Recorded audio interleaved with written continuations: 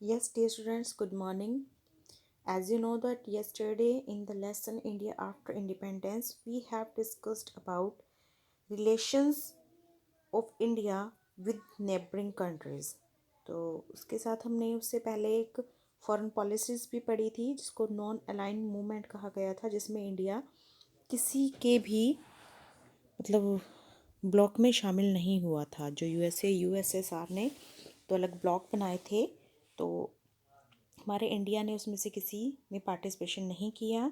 और रिलेशनशिप के लिए इंडिया ने पंचशील के पॉलिसीज़ दी थी, प्रिंसिपल्स दिए थे। एंड आल्सो इंडिया ने अपने जो नेबरिंग कंट्रीज़ हैं उनके साथ बहुत ही अच्छे रिलेशन बनाने में बहुत ही आगे रहा है India. Now let's the internal problem, मतलब अब इंडिया के इनसाइड की उन प्रॉब्लम्स को देखते हैं जो उस टाइम पे सबसे बड़े मेजर चैलेंज थे इंडिया के लिए। So let's start it with today's date. Topic is socio-economic challenges. The first challenge is communalism. So dear students, let's start it. Communalism is still an important evil that exercises a strong force in India.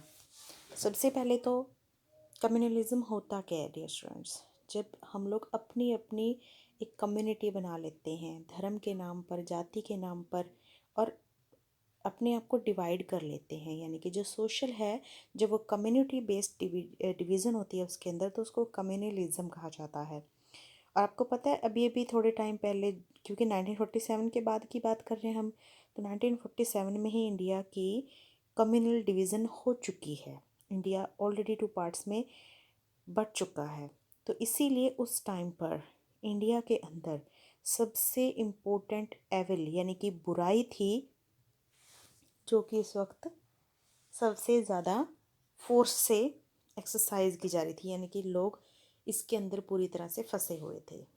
The existence of many different religious faiths have helped in keeping alive the feeling of mistrust and hated among Indians. अब क्योंकि अब बात आती है कि उनके अंदर ये कम्युनिस्ट की भावना आई किसकी वजह से थी?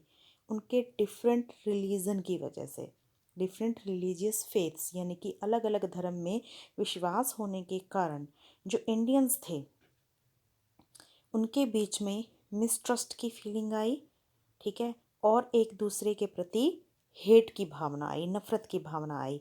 वो एक दूसरे को इंडियन के रूप में ना देखकर दूसरे धर्म के लोगों के रूप में देख रहे थे। Sometimes violent clashes erupt over certain issues and differences. कई बार बहुत सारे violent clashes भी हुए, यानी कि बहुत सारे जैसे मार पीट, है ना, दंगे फसाद, खून खराबा, बहुत सारे ऐसे क्लैशेस भी हुए जिसकी वजह से बहुत सारे इश्यूज क्रिएट हुए, बहुत सारे डिफरेंसेस आ गए। For example, the demolition of the Babri Masjid in Ayodhya and the subsequent riots that broke out. अब कहते हैं इसका हम आपको एक एग्जांपल देते हैं, जैसे कि बाबरी मस्जिद का अयोध्या में डिमोलिशन होना, यानी कि उसका तोड़ा जाना, उसका उस पर रोक लगाना। तो उसकी वजह से क्या हुए, बहुत सारे दंगे भड़क उठे, क्योंकि उससे मुसलमान भड़क गए, उन्होंने हिंदू के ऊपर अटैक करना शुरू कर दिया। For India to be a truly secular country, there is a need to bring about a decisive and to such divisive forces like communalism. अब इंडिया का वहाँ पे क्या फ़र्ज बनता है जब इंडिया के अंदर दोनों ही जो धर्मों के लोग हैं वो इंडियन हैं, ठीक है।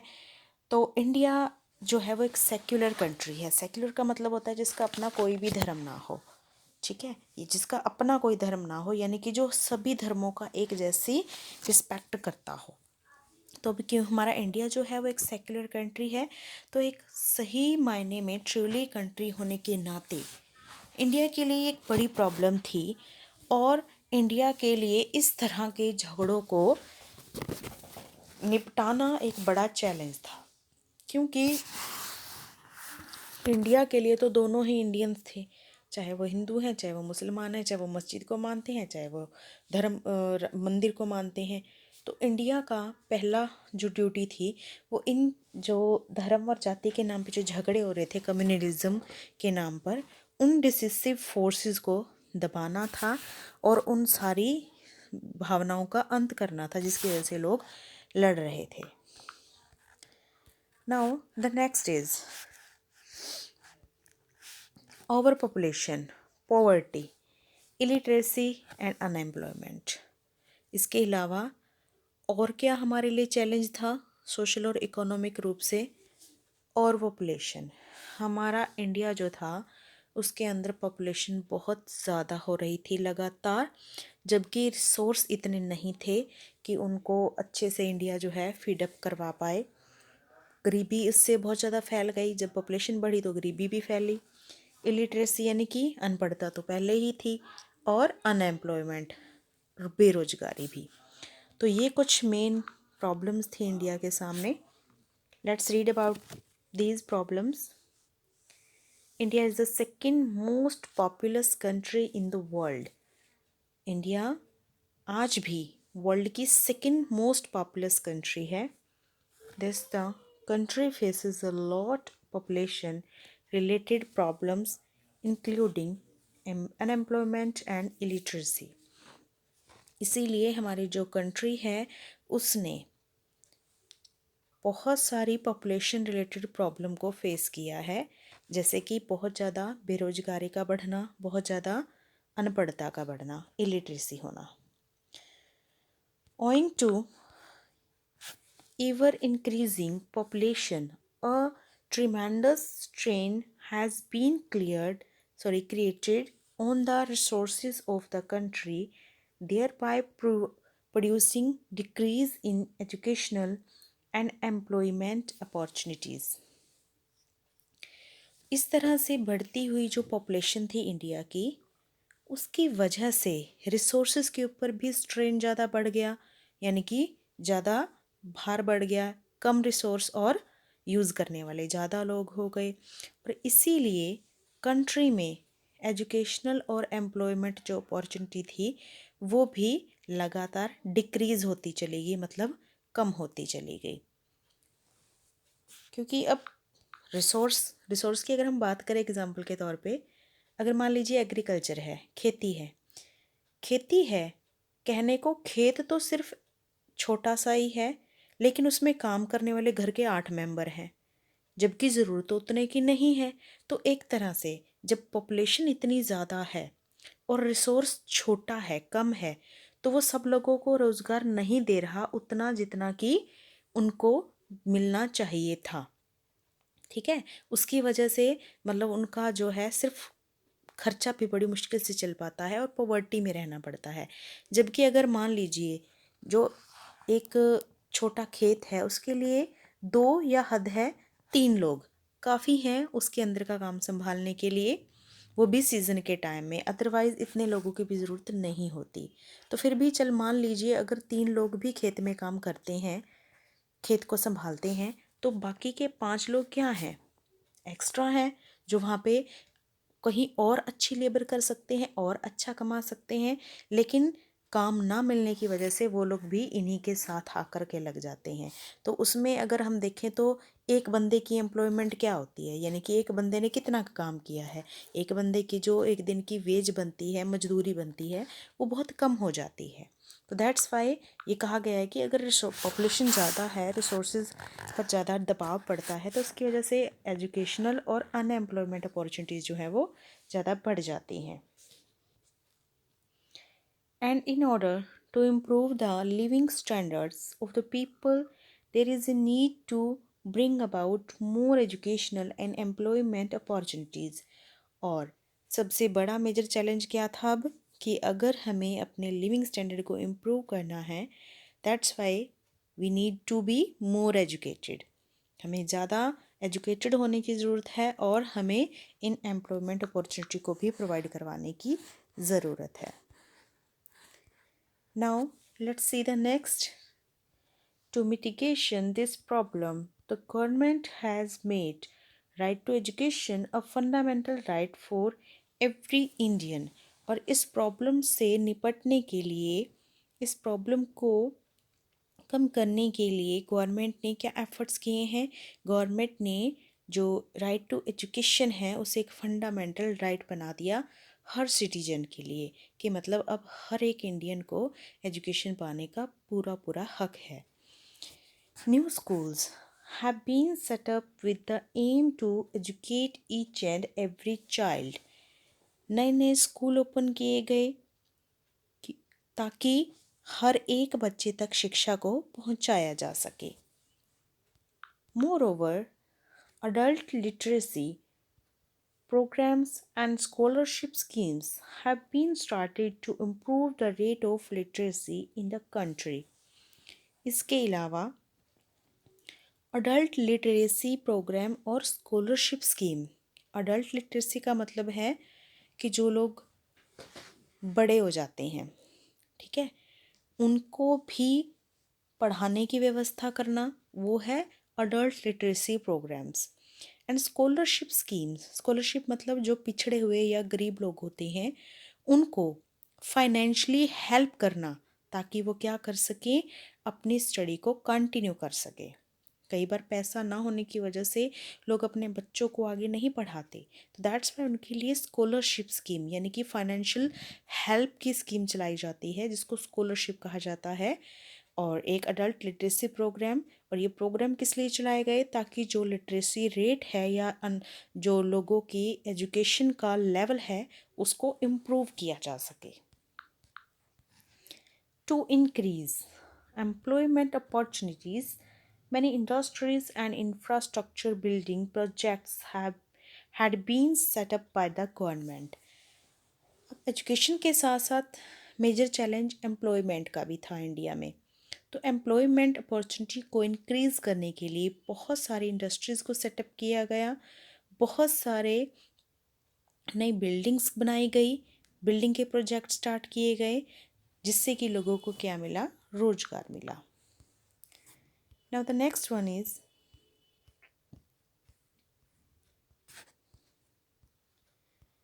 many programs have been taken up to provide education to the rural poor, such as the Mahatma Gandhi National Rural Employment Generation Act, which guarantees 100 days of work to every rural household in India.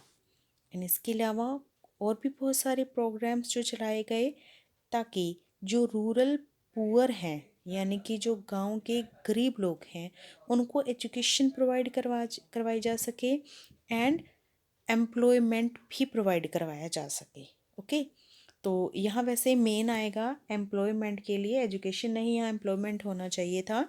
Because हमने जिस scheme की हम बात कर रहे हैं जिसको हम मनरेगा भी बोलते हैं, Mahatma Gandhi national rural employment generation act, तो इस एक्ट के अकॉर्डिंग लोगों को 100 डेज वर्क की गारंटी दी जाती है। ओके, तो दैट्स वाई ये किस लिए चलाया गया, ये हमारे एम्प्लॉयमेंट अपॉर्चुनिटी को इम्प्रूव करने के लिए चलाया गया। तो यहाँ पर इस मिस्टेक को ठीक कर लीजिएगा, it is for the employment opportunity. Now the casteism and linguism, लोगों की different caste, it creates casteism, लोगों की different language, it create linguism. So now let's read, even though the Indian Constitution has prohibited the discrimination of certain groups of people on the basis of caste, the ill effects of caste system can still be seen in different parts of the country. हमारे Indian constitution में जो discrimination है यानी कि भेदभाव है, अगर मान लीजिए कास्ट के नाम पर कोई भी किसी से भेदभाव करता है, ठीक है, तो उसके ऊपर पूरी तरह से प्रोहिबिशन है, रोक लगाई गई है। लेकिन फिर भी बहुत सारे कंट्री के हिस्सों में अगर हम देखें तो आज भी कास्ट सिस्टम के बहुत ही इल इफ़ेक्ट हैं, यानी कि अभी भी लोग कास्ट सिस्टम को फॉलो करते हैं। हालांकि कास्ट सिस्टम को फॉलो करना हमारे इंडिया में क्या है, एक इलीगल टास्क है, एक गैर कानूनी काम है, इसके ऊपर रोक लगा दी गई है, लेकिन फिर भी देश के बहुत सारे हिस्सों में आज भी क्या है, कास्टिज्म चलती है। The most striking example is the caste based politics that is seen in India. और इसका सबसे बड़ा एग्जाम्पल हम पॉलिटिक्स में देख सकते हैं, जहाँ पे लोग आज भी कास्ट के नाम पर वोट डालते हैं। Thus, in order to improve the condition of these sections, the government had given them the status of scheduled caste and scheduled tribes. तो इसीलिए लोगों के बीच में कास्ट को लेकर के बहुत सारे डिस्क्रिमिनेशन पैदा होते हैं। तो इसीलिए गवर्नमेंट ने क्या किया, सभी कास्ट को एक इक्वल स्टेटस देने के लिए जो पिछड़ी हुई जातियाँ थी उनको special schedule caste, schedule tribes के अंडर डालकर उनको भी जनरल के बराबर बना दिया। अदरवाइज सोसाइटी में क्या था, जो जनरल कास्ट थी वो बहुत हाई लेवल पर थी, जो बाकी की ये छोटी कास्ट थी उनको कोई पहचान भी नहीं मिली थी और गरीब भी ज़्यादा थे। तो सरकार ने इनको दूसरी कास्ट के बिल्कुल इक्वल लाकर स्टेटस दे दिया, जिससे कि एक इक्वलिटी की भावना मजबूत होती है। And also reservation in educational institution, scholarships and other benefits are also provided to them. इसके अलावा एजुकेशनल इंस्टीट्यूशन में और स्कॉलरशिप में और कुछ और बेनिफिट भी दिए जाते हैं, और इसके अलावा रिजर्वेशन भी दी जाती है। अगर मान लीजिए कोई स्टूडेंट स्टडी करता है तो उसमें भी उसके जो मार्क्स हैं वो दूसरे जनरल की बजाय कम रखे गए हैं, क्योंकि उसकी जो पारिवारिक स्थिति है, बचपन से लेकर के बड़े होने तक की स्टडी की जो कंडीशंस हैं वो एक जनरल स्टूडेंट से बिल्कुल डिफरेंट होती हैं। ठीक है, अच्छा एनवायरनमेंट ना मिलने की वजह से वो बच्चे नहीं ज़्यादा पढ़ पाते, आगे नहीं आ पाते।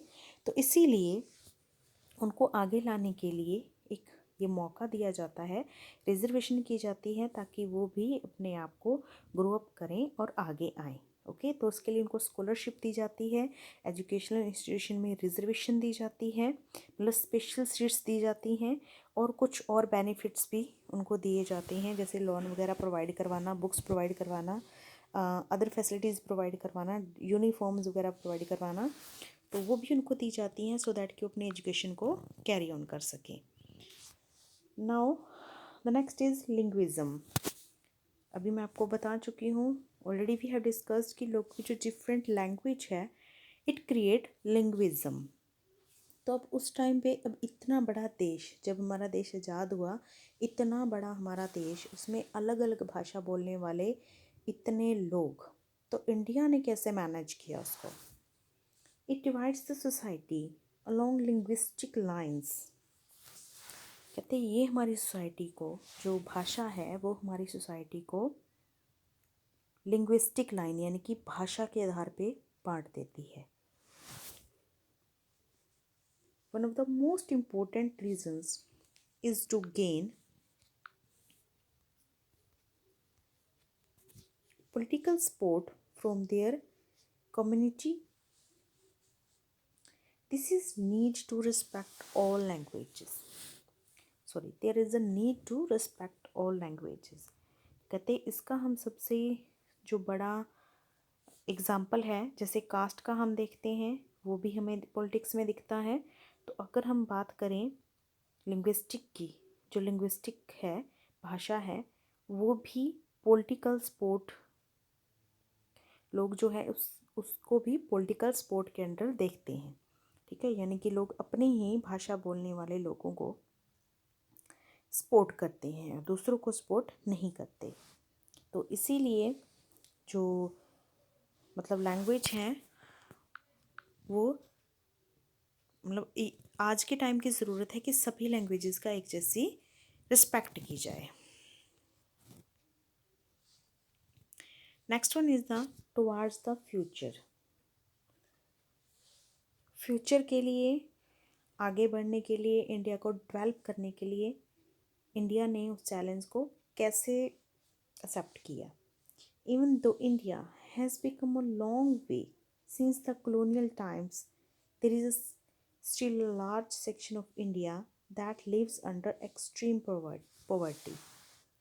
कहते कि आज भी, हालांकि आज़ादी मिलने के कितने सालों बाद भी, कॉलोनियल टाइम के बहुत लंबे टाइम के बाद या आज़ादी मिलने के बहुत लंबे टाइम के बाद, आज भी बहुत बड़ा सोसाइटी का ऐसा सेक्शन है जो कि गरीबी में रहता है।